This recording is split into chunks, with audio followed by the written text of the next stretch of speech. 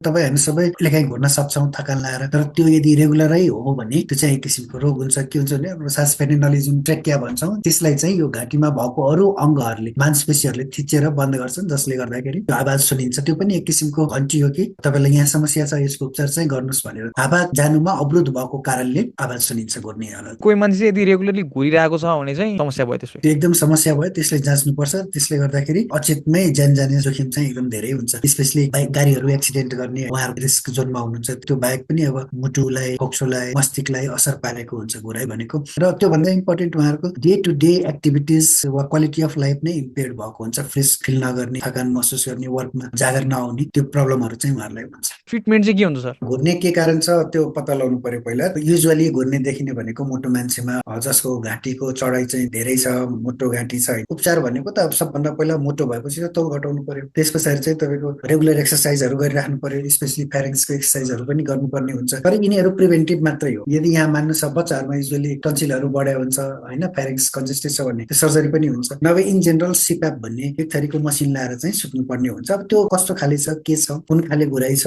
त्यसमा भर पर्ने हो। औषधि स्पेसली चाहिँ होइन कि यसको एक थरीको मसिनै लाएर सिप्याप हामी भन्छौँ, डिभाइस लाएर चाहिँ सुत्ने सल्लाह दिन्छ। त्यो सुत्दा गाह्रो हुँदा पनि मान्छे घुर्ने हो? सास फेर्ने नलीमा कतैबाट प्रेसर बन्यो, बन्द हुन गयो भने चाहिँ घुर्ने हो।